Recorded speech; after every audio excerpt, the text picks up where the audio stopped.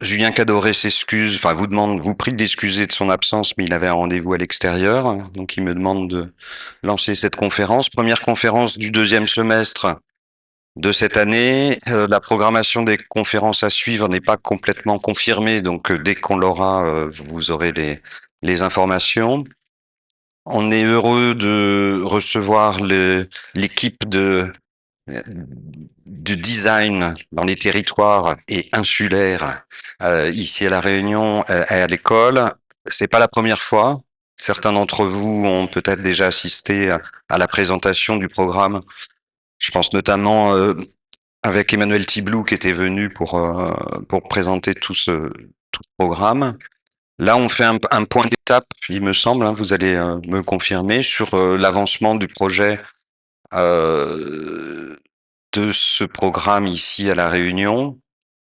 Juste un mot, pourquoi une conférence sur le design dans une école d'art? D'abord, je salue les étudiants d'Archi et je suis fort heureux de voir que vous profitez de l'occasion. Euh, la frontière entre art et design, elle est ténue. Elle est très très mince en fait. Il faut vraiment s'en rendre compte. Pour avoir été directeur des études pendant 6 ans de l'école supérieure d'art et de design d'Orléans, j'ai pu éprouver justement ce qui était du domaine de cette mince feuille de papier à cigarette qui sépare la démarche d'un artiste et la démarche d'un designer. Sans doute, mais ça c'est pas la même, enfin c'est pas la seule raison, mais la notion d'usage me semble importante. Et contrairement à l'idée reçue, c'est pas que le designer ou l'architecte qui s'occupe du scénario d'usage, mais je pense que l'artiste a tout intérêt à englober dans ses préoccupations l'usage qu'on va faire de cette œuvre. Je pense notamment aux appels à projets. Hein, les artistes vont répondre à des appels à projets avec des contraintes et là se confronter à en quoi l'œuvre va être dans un usage. Est-ce qu'elle est dans un milieu urbain, rural? Est-ce qu'elle est dans une maison, dans une collection? Et comment elle dialogue avec son environnement? Toutes ces questions-là, l'architecte, le designer, s'en préoccupe. Il va se préoccuper de l'ergonomie, de l'usage de l'objet ou de l'image qu'il va créer, ou du service, et plein d'autres choses. Voilà. Donc je pense que ça justifie pleinement le fait qu'en école d'art, hein, on puisse avoir cette attention, cette ouverture à des process, à des questions qui vont mêler politique, sociologie, culture et usage, messieurs, dames. Voilà en introduction ce que je dirais et profitez bien de cette conférence justement pour vous dire comment, je parle pour nos étudiants, comment dans ma projection de travail d'artiste ou de travailleur dans la culture, ces méthodologies d'approche d'un sujet peuvent aider, peuvent être des moteurs à la création. Voilà, je passe la parole à qui en premier? Ah, quelqu'un dans la salle, Johanna. Merci.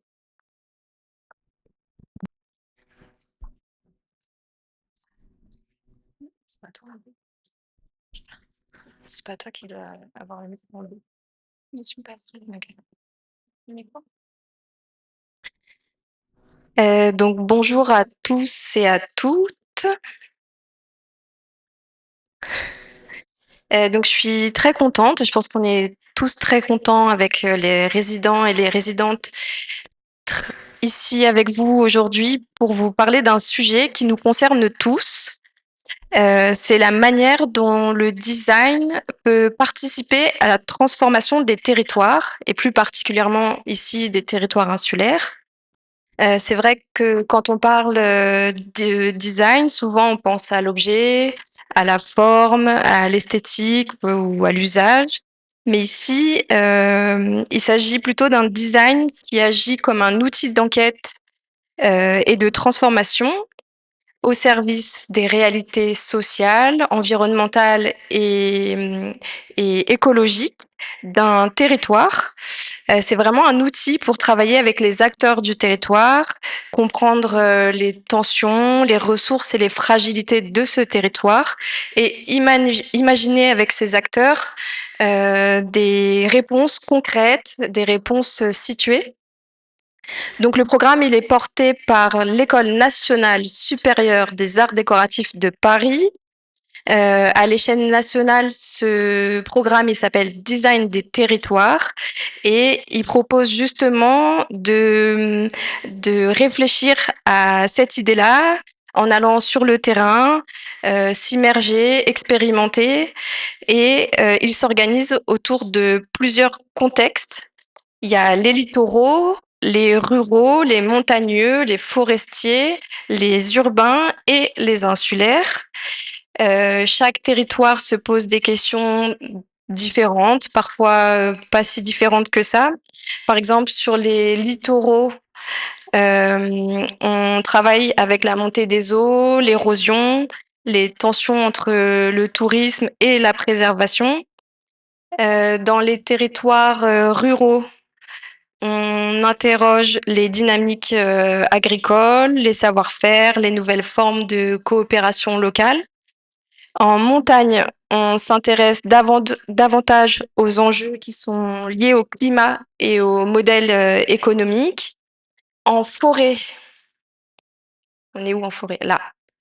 En forêt, on questionne les ressources, les filières et les usages partagés. Et en ville, donc dans les milieux urbains, on parle plutôt d'espaces communs, de participation et de manière d'habiter ensemble. Et puis, il y a les territoires insulaires. Donc, comme vous le savez, la Réunion, elle concentre beaucoup d'enjeux comme la dépendance aux importations, la souveraineté alimentaire, la fracture entre les hauts et les bas, la pression foncière qui est accentuée par la gentrification, les risques naturels et beaucoup d'autres enjeux. Mais elle concentre aussi une immense richesse culturelle, des savoir-faire, une relation très forte au paysage et à l'identité créole. Et donc à La Réunion, le programme donc, s'appelle Design des mondes insulaires et il propose justement de travailler à partir de ces réalités très situées. Donc pendant 6 mois, les résidents et les résidentes s'installent sur le territoire. Donc l'année dernière, c'était une configuration un peu particulière. Ils étaient 5 mois au Tampon et 5 mois à Sainte-Rose. Et cette année, ils occupent le territoire de Salazie pendant les 10 mois de la résidence. Et donc, ils rencontrent des artisans, des collectivités, des assos, des publics scolaires et surtout les habitants du territoire pour observer ensemble, se concerter, tester des choses, fabriquer, prototyper, puis après ajuster en fonction des projets. Et donc, le design, il devient vraiment un outil pour poser des questions très concrètes. Donc, par exemple, ça pourrait être comment prendre appui sur ce qui est déjà là pour imaginer des futurs désirables, ou alors comment raconter autrement le territoire, comment renforcer des formes de résilience qui sont déjà présentes, mais plutôt que rester sur un discours un peu général du programme, je vous propose d'écouter les résidents qui vont vous parler un peu de leur projet. Donc n'hésitez pas à poser des questions. Je vais laisser d'abord la parole à Tina, qui était résidente l'année dernière à Haut-Tampon et à Sainte-Rose. Bonjour à tous et à toutes, je m'appelle Tina et j'étais en résidence l'année dernière pendant 10 mois, de septembre au mois de juin à peu près.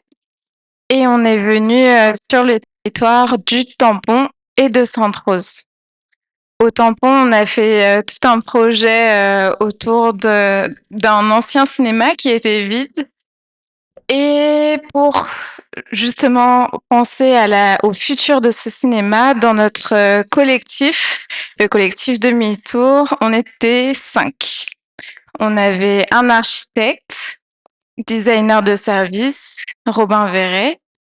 On avait aussi Stéphanie Lebon qui a fait aussi l'école d'art du port. On a aussi Alice Mortoma qui, elle, est architecte d'intérieur et a fait une formation aux arts décoratifs de Paris.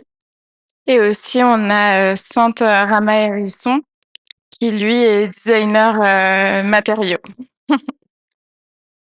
Alors, on s'est retrouvés tous les 5, on se connaissait pas du tout. Et on s'est tous rencontrés au tampon le premier jour avec tous des passés un peu différents et des parcours différents. Par exemple, j'ai fait les beaux-arts avec un master en design d'objets sur une formation croisée art et design. Et du coup, pendant ces 5 mois au tampon, on a pris le temps de se connaître, d'apprendre à travailler ensemble également. On avait un temps assez réduit. Du coup, on a eu toute une période d'arpentage, comprendre le territoire et aussi tout simplement savoir comment est-ce qu'on allait travailler ensemble. Ça, par exemple, c'est un projet que j'ai mené avec Stéphanie où on a proposé une fausse entreprise pour venir de manière créative améliorer un peu les espaces urbains qui au tampon sont très peu existants. Et pourquoi on est allé vers ça? C'est parce que c'est des problématiques qu'on a observées lors de nos rencontres avec les élus, les habitants, les commerçants, les artistes aussi sur le territoire. Et tous ces projets se sont retrouvés sur une grande marche qu'on a fait le jour de restitution. La résidence est ponctuée de différents temps assez importants qui permettent de présenter notre travail. On a aussi, juste après le cyclone Garance, travaillé à Sainte-Rose autour de la coulée de lave. Et finalement, on s'est redirigé vers l'impact des catastrophes naturelles et comment est-ce que les catastrophes naturelles vont venir emmener des projets créatifs en faisant par exemple des ateliers avec des enfants à l'école de Piton-Sainte-Rose. Ça, c'est le cinéma que vous voyez devant, qu'on a fait à Sainte-Rose. Ah non, au Tampon, désolé, je mélange tout. Et à Sainte-Rose, on est venu vraiment, c'était un peu différent où là, on a vraiment travaillé avec les enfants pour voir qu'est-ce qu'on pouvait proposer comme rituel post-catastrophe. Et du coup, ça nous a permis d'avoir 2 périodes qu'on a essayé d'approcher comme on le voulait, comme c'est une résidence qui est assez libre, qui nous permet d'explorer tout plein de choses, tout plein de médiums, tout en travaillant dans l'intérêt général, donc avec toutes les personnes du territoire. Je laisse la parole à Johanna. Juste, en fait, je m'aperçois. Ok. Je m'aperçois qu'on s'est pas présenté. Donc moi, je suis Johanna Grégoire. Bonjour.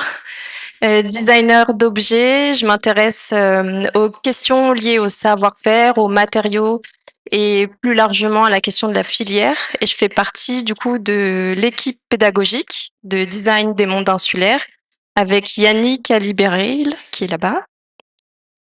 Donc voilà, bon, on va laisser la parole aux résidents de cette année.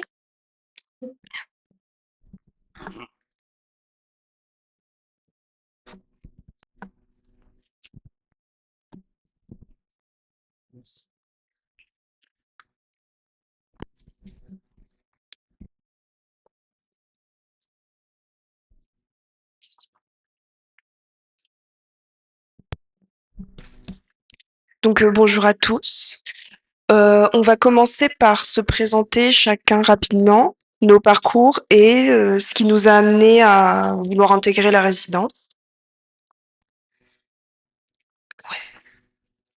Donc moi c'est Mélodie Waro, je suis réunionnaise et architecte, diplômée de l'école d'architecture de Nantes.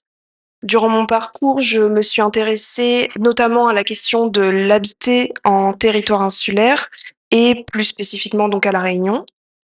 J'avais voilà très envie de confronter mes apprentissages, mes compétences, mes études au territoire réunionnais et le cadre de la résidence a été en parfait accord avec ces aspirations. Voilà. Moi, je m'appelle Anna Enrigo. Je suis designer d'objets. Je viens de l'Afrique de l'Ouest. J'ai continué mes études en France où j'ai été diplômée d'un DNMAD et d'un DSA objet. Mes thématiques de travail tournent autour de la créolisation, du métissage, de l'identité. Et c'est comme ça que je me suis retrouvée à cette résidence.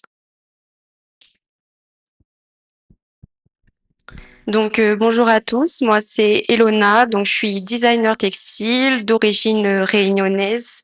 Donc, j'ai eu la chance de réaliser la première partie de mon parcours ici à La Réunion en faisant un bac art appliqué, un DNMAD mode au lycée Ambroise Vollard de Saint-Pierre.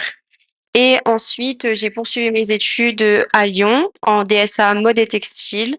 Et c'est vraiment cette année-là qui a été très décisive dans la construction de mon profil artistique où j'ai vraiment décidé de me centrer sur mon territoire d'origine et comment, par le design textile, on matérialise un imaginaire sensible lié à ce territoire. Et c'est aussi ce qui m'a donné envie de candidater à cette résidence, c'était revenir à La Réunion et me questionner sur la place du design textile aujourd'hui au sein de ce territoire. Et bonjour à toutes et à tous. Du coup, je m'appelle Tahitoua. Je suis originaire de Polynésie française et j'ai été récemment diplômé de scénographie à l'École des Arts décoratifs qui organise cette résidence. Du coup, moi, mes territoires de recherche, c'est les questions du genre, de la colonialité, de l'histoire tahitienne et voilà, du patriarcat, ce qui a fait que je voulais continuer au sein de cette résidence. Donc, il faut comprendre que cette résidence, elle a un format assez particulier parce qu'on a un certain développement professionnel, mais c'est aussi une expérience sociale parce qu'on va vivre et travailler avec nos collègues. Donc, il faut savoir que la mairie de Salazie, elle met à notre disposition un logement, mais aussi une voiture pour nos déplacements. On a une bourse individuelle, mais aussi une bourse de production pour l'ensemble du collectif. Donc, Je peux dire les termes. La bourse, elle s'élève à hauteur de 10 000 euros par personne pour les 10 mois. Et du coup, ce que disait Elona, c'est que ben on vit et on travaille en communauté, donc c'est vraiment 10 mois où on est perpétuellement ensemble. Du coup, il faut prendre en considération cette réalité de la résidence et s'y préparer. Et du coup, ben enfin, preuve en est de cette difficulté aussi, enfin de cet aspect-là des choses, c'est que on était parti à 5 au départ et que un de nos résidents a décidé de quitter un peu prématurément l'aventure. Mais ça arrive dans d'autres résidences du coup en Hexagone et tout. Donc voilà. Donc, comme disait Taï, la vie en collectif, ça nous amène à nous organiser ensemble, notamment sur nos temps libres, sur les week-ends. On essaye aussi de s'intégrer au sein du tissu associatif de Salazie. Donc, par exemple, avec des cours de CrossFit ou Anaël qui fait de la musique à Salazie. Donc, en résumé, il est très important de prendre en compte qu'on vit en collectif, de savoir travailler en équipe aussi. Et voilà.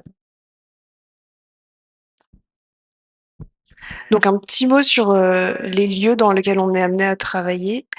Donc déjà le sous-sol de notre maison, on l'a aménagé en atelier / bureau. Et une grande partie de l'équipement qu'on a, donc comme on voit là par exemple l'imprimante sur la photo, nous a été léguée par la promotion précédente. Et tous les ans, donc chaque promo collecte des outils, des équipements de travail, etc. et le transmet à la promo suivante. Donc d'année en année, ça s'étoffe.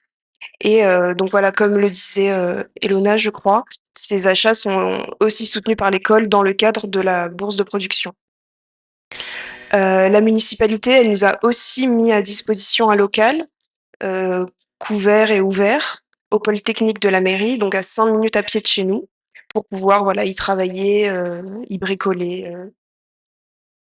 À noter qu'on travaille aussi de chez nous parfois, mais que c'est quand même un peu plus délicat et que c'est un vrai luxe, un vrai privilège d'avoir un espace de travail dédié à ce qu'on fait.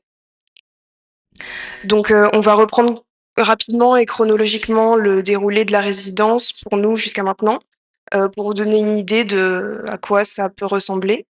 Donc l'année a commencé pour nous sur une phase d'arpentage du cirque, sur les premiers mois et ça nous a permis donc, d'appréhender le territoire, ses dynamiques, ses habitants, ses acteurs, majeurs.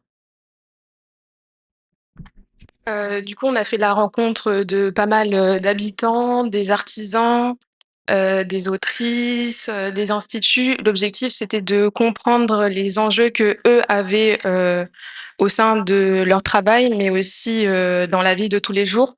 L'objectif, c'était de regrouper des thématiques et de faire un diagnostic de Salazie pour savoir où est-ce que nous, on pouvait s'implanter et comment on pouvait travailler, avec eux.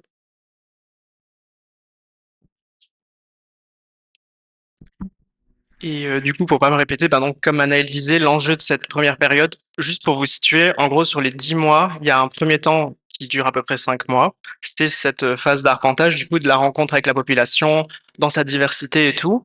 Et nous, l'enjeu, c'est de rencontrer ces acteurs, actrices du tissu associatif, agriculteurs, professeurs, enfin bon, bref, la population dans son ensemble, et de faire état des problématiques qui traversent le territoire de Salazie, à quoi ressemble leur quotidien et tenter de dégager des choses qu'on pourrait améliorer avec elles et eux.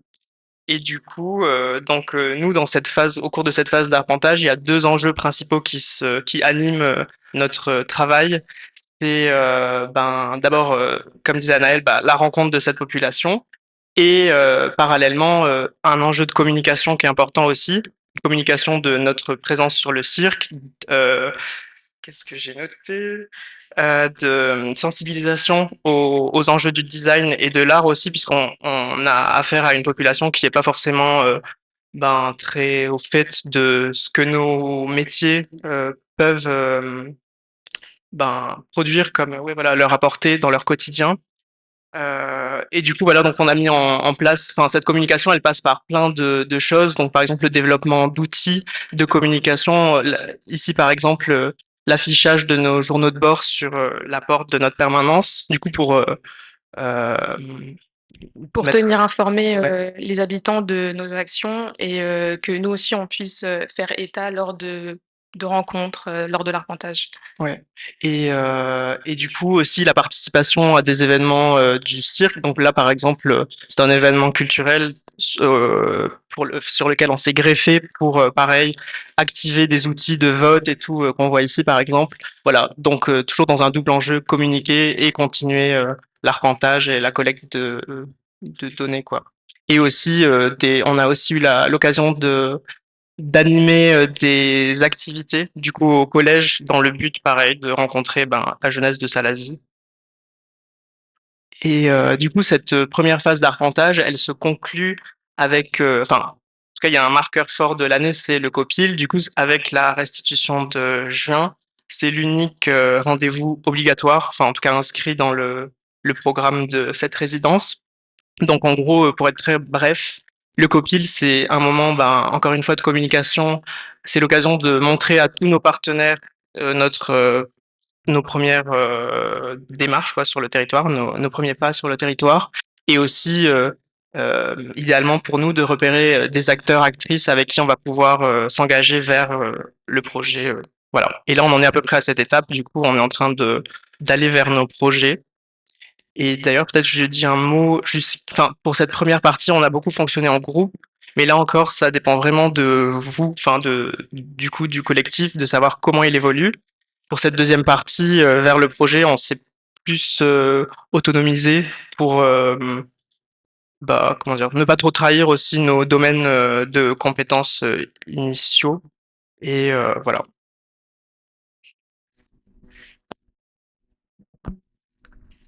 Donc le premier projet qu'on a mené après le COPIL, c'était de faire une cartographie. L'objectif, c'était d'identifier et de nommer les artisans, les producteurs. On s'est rendu compte que Salazie, enfin, on nous l'a dit, c'est le grenier de l'île et l'objectif, c'était de pouvoir les identifier, les valoriser et aussi soutenir les prémices d'un développement économique. Par la suite, on a eu la chance de travailler pendant 3 semaines avec une ACI. Une ACI, c'est un atelier de chantier et d'insertion. Dans cette ACI, on travaille la paille chouchou. La paille chouchou, c'est un artisanat qui aujourd'hui est en danger. Il y a très peu aujourd'hui d'artisanes qui le travaillent. C'était essentiel pour nous de pouvoir le valoriser, d'apprendre les techniques, de savoir tresser pour en fait comprendre comment on pouvait les aider. Donc, après ces 3 semaines d'immersion, nous, on a voulu vraiment s'adapter aux besoins de la structure. Et c'est ce qui nous a conduit, premièrement, à développer un nuancier de teinture naturelle sur paille chouchou. L'idée à terme, c'était de pouvoir aussi remplacer les teintures chimiques qui sont actuellement utilisées au sein de la structure.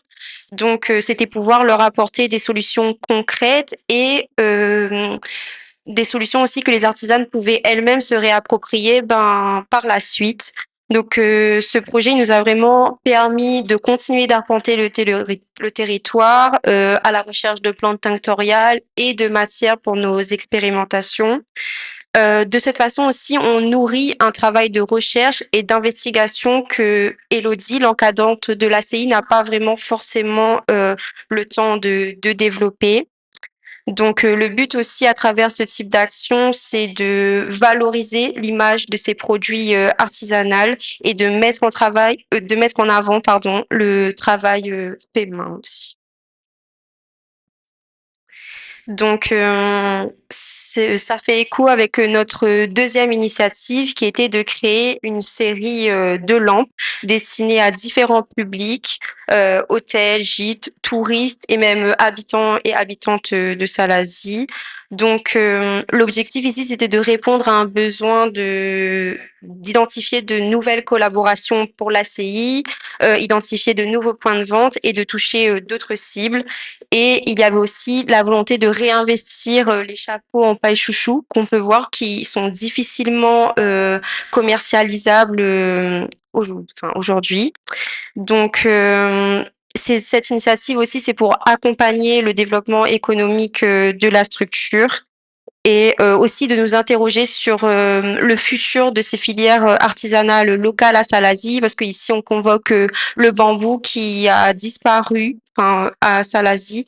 Donc, c'est comment on questionne toutes ces ressources et nous, en tant que designers, qu'est-ce qu'on en fait, quelles idées on donne à voir qui sont potentiellement qui peuvent se continuer. Et en fait, Anaëlle et moi, pour l'instant, on fonctionne sous forme de micro-projets, de thèses, d'expérimentation, mais en fait, ça nourrit un processus global.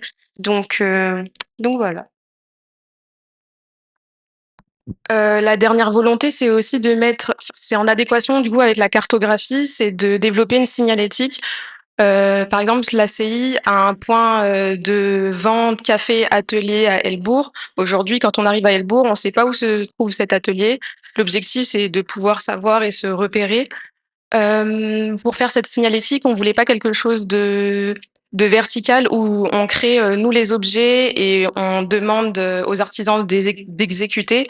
L'objectif, c'était de procéder comme un workshop où avec les artisans qui travaillent le fer, le bois, créer ensemble de manière horizontale la signalétique de demain pour identifier ces lieux. Voilà. Et du coup, l'ACI, c'est devenu aussi un point là où on travaille, c'est hyper agréable de pouvoir prototyper, avoir leur avis, est-ce qu'elles aiment, est-ce qu'elles achèteraient ou pas. Donc l'ACI, c'est vraiment devenu un point important, là où on travaille de manière régulière depuis maintenant 2 mois. Et juste pour ajouter, ça c'est un aspect important de cette expérience, c'est aussi la souplesse de l'organisation. En fait, tout dépend de nous, des rencontres qu'on fait, et tout ça évolue avec le temps, quoi. Du coup, par exemple, là, votre partenariat et l'occupation des locaux de la CI, ça s'est fait aussi au fil des rencontres et tout. Et du coup, avec Mélodie, on avait d'autres centres d'intérêt un peu divergents. Moi, j'ai par exemple, étant issu du domaine de la scénographie de théâtre, j'avais très envie de euh, comment dire, travailler la narration et tout. Donc là, je me lance. J'ai pas grand-chose à vous montrer, mais en gros, j'aimerais développer des espèces de Getali, des petites boîtes Getali où je collecterai, je dresserai des portraits avec les habitants habitantes du lieu. Donc voilà. Et pour ce faire, on a repéré un lieu qui nous permet de rencontrer cette population dans sa diversité.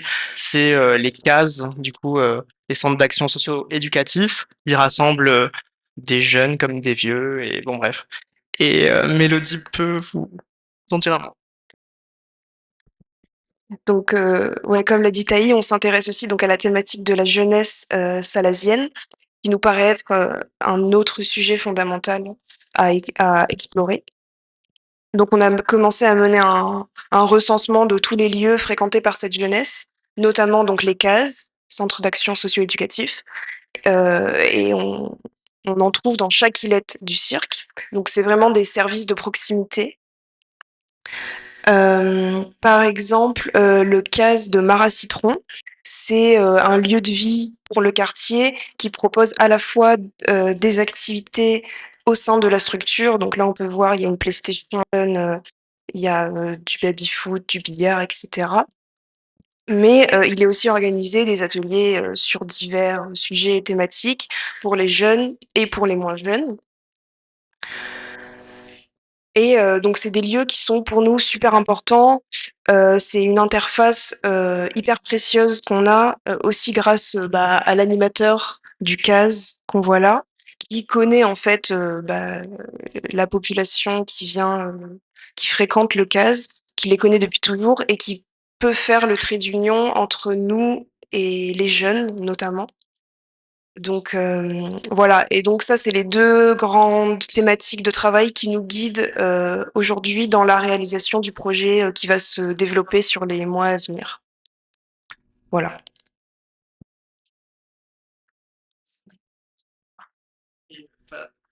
Je pense qu'on avait mis cette carte parce qu'on s'était dit qu'aussi une des richesses de ce programme, c'était le réseau qu'elle nous offrait aussi. Du coup, à l'échelle nationale, puisque, comme on vous expliquait, il y a différentes résidences et du coup, là, on n'est que 4 à se présenter et nos chers cordeaux. Mais au total, on est une quarantaine. On a eu l'occasion de rencontrer ces gens qui sont issus de plein de champs, du design, paysagistes, sciences sociales et compagnie. Et du coup, en fait, toutes ces promos, elles forment ouais, voilà, un tout qui est intéressant, ouais, une petite communauté qui est utile aussi. Lors des copiles ou même des restitutions, on a quand même l'occasion, et en règle générale, de rencontrer des acteurs, actrices importantes de la Réunion. Du coup, voilà, à travers la DAC ou bref, à différentes échelles. Donc ça, je pense que c'est un truc intéressant à dire. Et c'est tout, je crois. Bah ouais. Ouais. Du coup, on a fini la présentation. Si vous avez des questions, n'hésitez pas.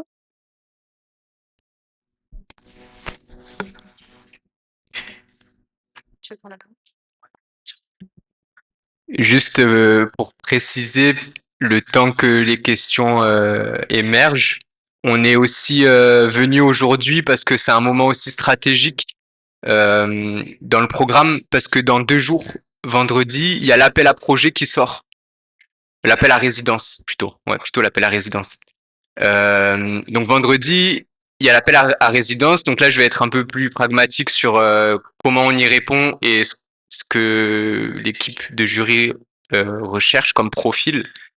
Donc du coup, on est tous en tout cas enfin c'est un post-master, donc c'est-à-dire qu'il faut avoir au moins un bac plus 5 ou de justifier de 2 ans d'expérience professionnelle euh, dans divers champs. On s'ouvre de plus en plus, enfin on essaie d'aller chercher de plus en plus des disciplines connexes à ce qu'on fait, parce que vous allez remarquer, on va beaucoup à la rencontre et au contact de différents acteurs. Et donc, ça nous intéresse aussi dans l'équipe d'avoir des profils en sciences politiques, en sociologie, en anthropologie, donc voilà, des disciplines connexes, mais en fin de compte, on a pas mal de méthodes et de protocoles qui rentrent en friction sur la manière de faire, en tout cas avec le territoire. Donc voilà, c'est post-master ou 2 ans d'expérience professionnelle. Nous, ça nous intéresse évidemment d'avoir des gens qui sont issus du territoire et qui sont concernés par ce territoire. Donc, on porte aussi dans la sélection des profils une grande vigilance, justement à pas entre guillemets renforcer des dynamiques de gentrification liées aux études qu'on connaît aussi pas mal dans les parcours d'études.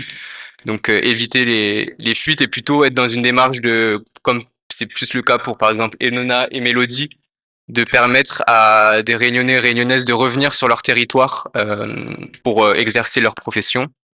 Donc on est assez vigilant là-dessus et c'est aussi pour ça que on est super content d'intervenir là à l'école d'art du port parce qu'évidemment on portera attention à tous les profils qui candidateront et aussi à l'école d'archi aussi carrément.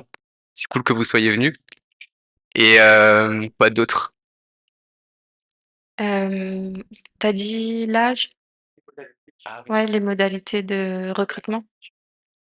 Donc c'est l'âge est de 31 ans maximum, il me semble. Ouais. Ça c'est plutôt pour des questions, on va dire, de cohabitation aussi, parce qu'évidemment sur 9 mois, on attend 10 mois, 9 mois, on attend un engagement aussi assez important en termes de parcours de vie. C'est-à-dire que là, pendant 10 mois, ben ils sont entre guillemets bloqués à Salazie.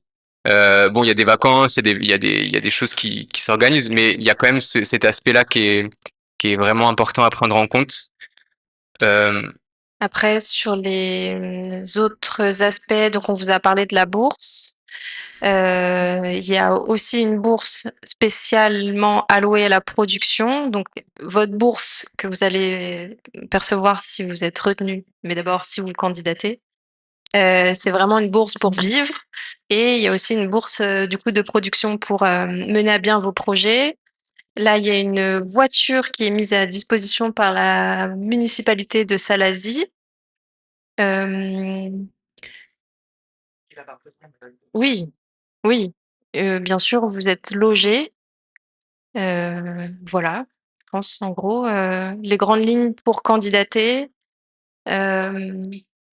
Et si bien entendu, nous on prêche notre paroisse pour Design des mondes insulaires. Oui. Mais effectivement, on vous encourage aussi, s'il y a d'autres territoires qui vous intéressent, à postuler pour Design des mondes urbains, Design des mondes des littoraux, etc.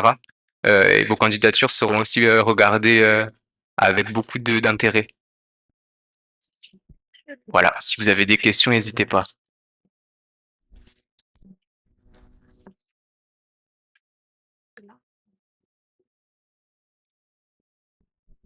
Des questions? Ah, là, je suis dans le rouge, il faudra peut-être changer la pile. Oui, je voulais savoir, je voulais savoir de quelle façon vos recherches se sont infusées dans les formes qui ont émergé de cette expérience de résidence et aussi de quelle façon cette expérience vient impacter ou nourrir ou augmenter votre recherche aujourd'hui. Est-ce que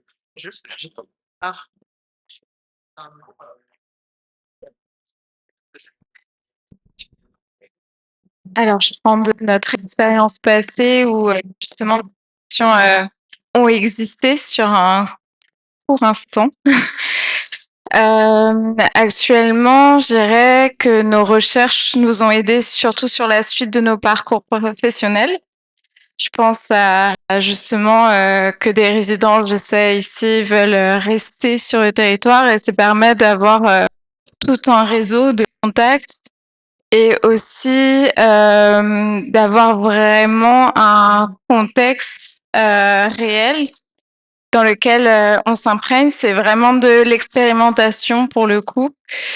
Si ça a de l'impact après, on ne sait pas vraiment. Mais ça aura ouvert un peu une porte. Je sais, sur notre projet du cinéma Eden, il y a encore des ladis-la-fée qui courent, comme quoi le cinéma va réouvrir. un peu plus tard. Du coup, ça permet d'avoir des groupes citoyens qui peuvent porter ah oui, ce projet était intéressant, pourquoi vous ne l'avez pas continué? Comme finalement, c'est que des décisions politiques, comme je pense que la résidence permet aussi de donner des outils auprès de toutes les personnes avec lesquelles on travaille. Du coup, toutes nos recherches, elles viennent accompagner un peu souvent des associations comme l'ACI, par exemple, pour vous. Ça va vraiment être des choses, c'est des tout petits détails finalement qui vont faire que ça aura existé à un moment aussi présent. Et je pense que c'est aussi quelque chose qui accompagne nos vies professionnelles ensuite. Moi, maintenant, je travaille à la Cité des Arts et je fais un peu ce que je faisais l'année dernière pendant la résidence. Du coup, ça a permis d'ouvrir une porte sur plutôt une discipline, on va dire. Je sais pas si ça répond bien à ta question, mais voilà, c'est assez concret finalement ce qu'on réalise.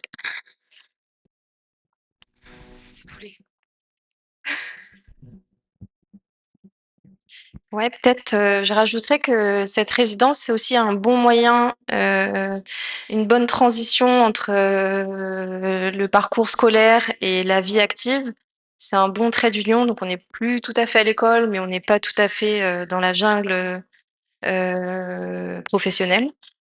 C'est porté par une école qui a, un écosystème très développé, beaucoup de partenaires.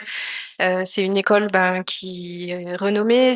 Après il me semble que c'est, aussi un bon moyen de pouvoir, se présenter, dans le monde, professionnel. Donc, ouais, il me semble que cette résidence est vraiment un bon trait d'union entre, la fin d'un parcours scolaire et le début, dans la vie active.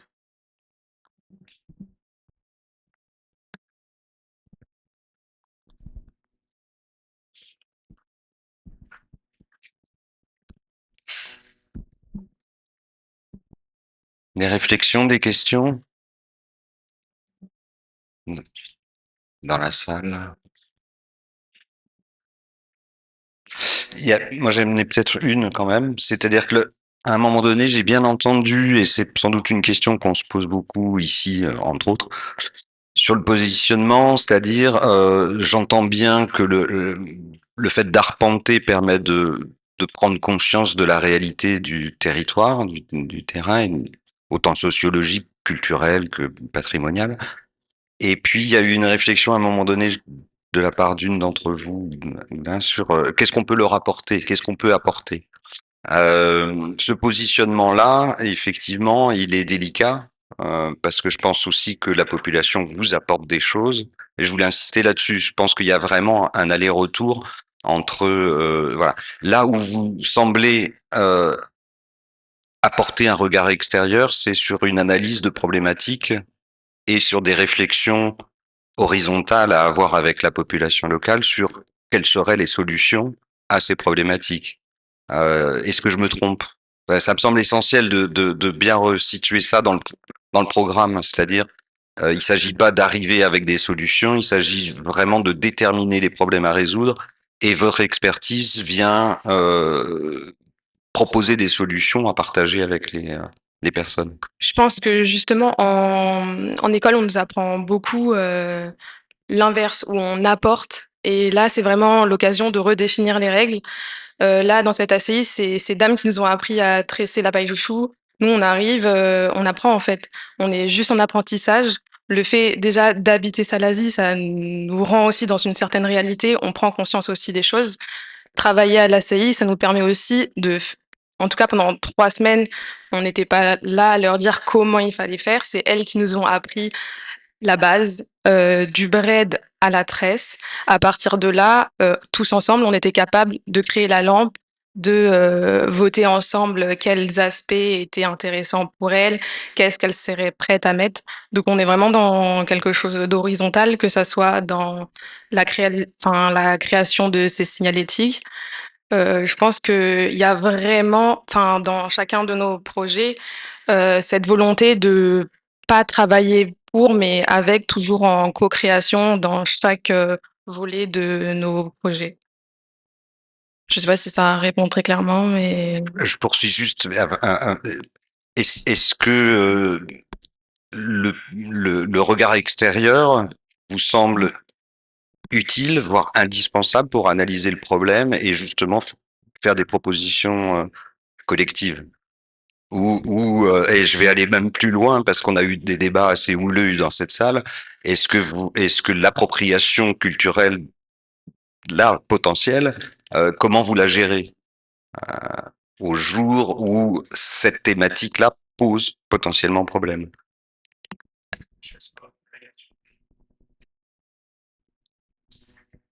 Est-ce que le fait d'arriver de l'extérieur, d'apprendre des techniques de tressage, est-ce que vous êtes dans un sentiment, vous, de vous approprier une culture? Qu'est-ce que vous en faites? Vous voyez ce que je veux dire? Et ça, il y a une vraie question. Enfin, elle est d'actualité hein, sur ça.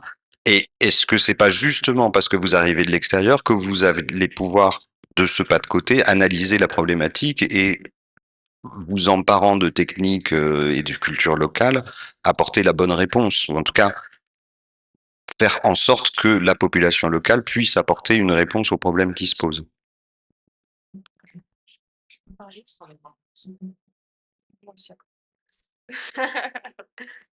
Non, mais en fait, j'allais compléter ce que tu dis, mais ça répond à peu près à ce que vous posiez comme question. C'est que la question s'est vraiment posée au début, à notre arrivée.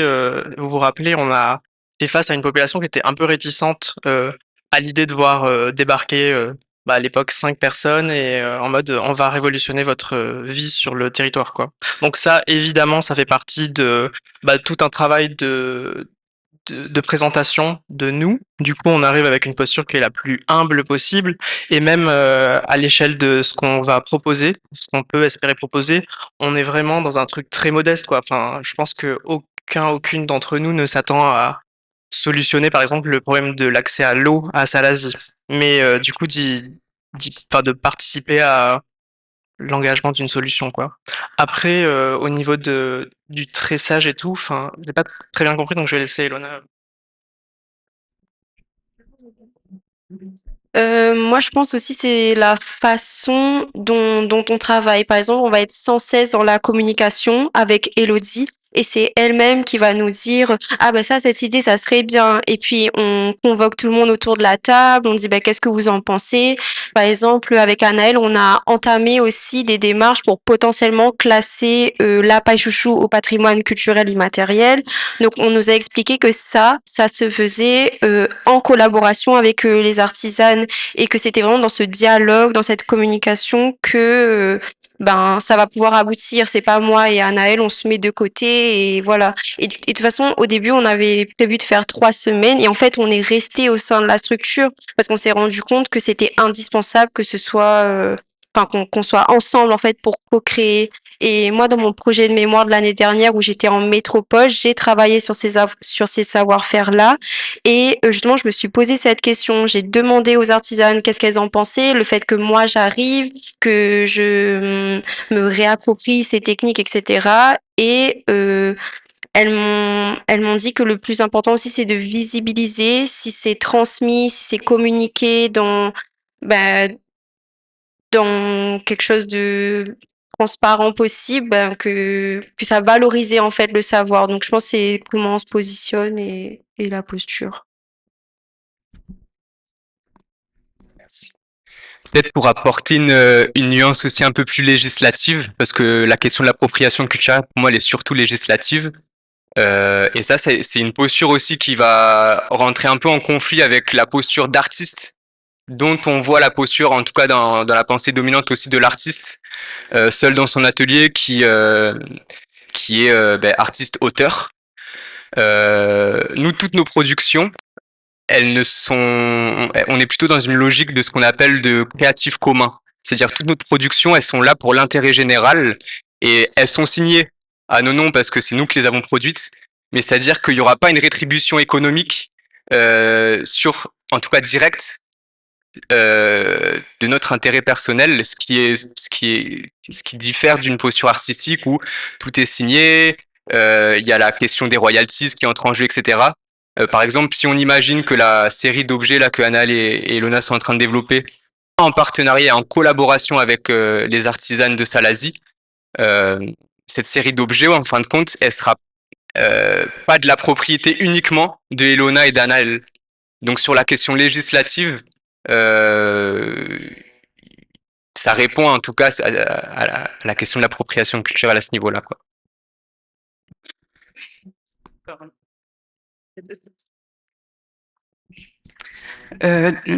Du coup, moi, je voulais vous reposer une question autour d'un autre grand terme qui est celui de décolonialité, parce que j'entendais que ça faisait partie de vos prismes de recherche. Donc, je me demandais de quelle façon c'est venu résonner avec le territoire de la Réunion.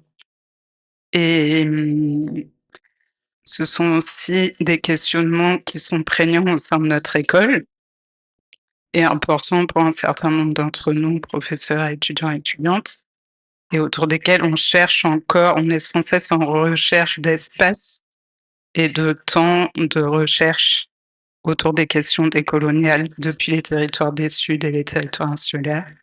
Donc ça, c'est peut-être plus une question pour les coordinateurs ou sur le projet en général, je sais pas.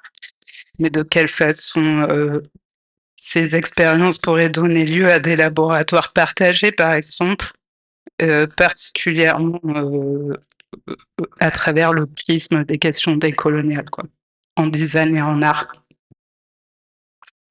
C'est une question pour tout le monde, en fait. Alors, je vais être honnête, j'ai pas écouté trop le début de la question. On était un peu sur la présentation, mais j'imagine ça parlait de comment la posture qu'on annonce comme décoloniale peut rayonner sur le territoire et participer à des dynamiques collectives. Oui, il y a ça. Et à la fois de quelle façon vos recherches sur les questions décoloniales est venue résonner avec le territoire, ici la Réunion, et aussi, oui, plus largement, comment ça peut faire laboratoire commun, quoi. Ouais. Nous, dans l'appel à projet, par exemple, on mentionne pas forcément les attentes de posture décoloniale parce que c'est dans le faire, pour nous, que ça, dans l'action, que ça se concrétise. Et évidemment, il y a des choses, en tout cas, on attend quelque part aussi à Design des mondes insulaires dans les recrutements, au moins une conscientisation de ces enjeux-là, surtout sur notre territoire ici. Mais par exemple, quand on va travailler la paille chouchou, quand on va travailler la question de la mobilité sur le territoire, quand on va travailler la question de l'accès à l'eau sur le territoire, c'est des enjeux quelque part qui sous-tendent toutes ces questions-là. Mais enfin, on s'est rendu compte aussi que c'est un discours. La décolonialité, c'est des études qui viennent de l'Amérique du Sud, et donc c'est aussi un discours qu'il faut se réapproprier. Et des fois, on peut pas arriver, par exemple, dans une mairie, dans une réunion, voilà, communale, et dire, bah, moi, je travaille sur la décolonialité. Enfin, il y a des nuances aussi, il y a une forme de légèreté à apporter, même si évidemment travailler avec les habitants, les acteurs, pour valoriser, pour faire avec les habitants et les acteurs, ça rentre dans une question de démarche décoloniale, d'autodétermination des populations, etc. Que ça, on encourage évidemment, mais c'est pas non plus, on en fait pas un étendard parce qu'on travaille avec le réel. Et quand on travaille avec des agriculteurs, quand on travaille avec des maîtresses d'école, il faut avoir quand même une forme de je sais pas comment dire, mais voilà, le discours, il s'adapte quoi quelque part. Et peut-être pour compléter sur cet aspect-là, on fait aussi appel, ça c'est un point qu'on n'a pas trop évoqué, mais à d'autres intervenants tout au long du parcours de résidence qui viennent enrichir soit théoriquement, soit pratiquement les savoir-faire ou les savoirs théoriques. Et donc, par exemple, l'année dernière, on a fait appel à Estelle Copolani, qui est une poétesse et écrivaine, je pense que beaucoup connaissent, et qui développe justement ces questions avec une pratique, elle, de la littérature et de l'écriture, de la décolonialité, etc., qui nous intéresse à effectuer un transfert dans nos pratiques à nous. Donc, évidemment, on s'inspire aussi de pas mal de champs théoriques, quoi.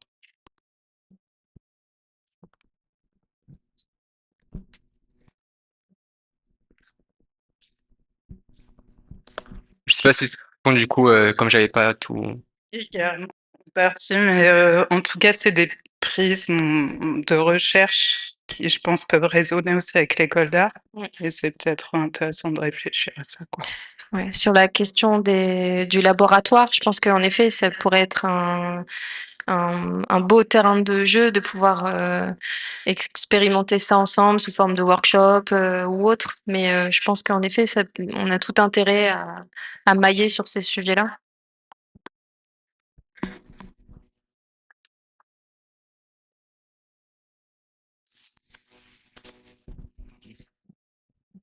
Hein, il semblerait qu'on ait épuisé. En apparence, c'est sûrement pas épuisé. On n'a pas été jusqu'au bout, mais s'il n'y a pas de questions, hein, on va peut-être clore cette conférence. Un grand merci à vous, en tout cas. Merci beaucoup.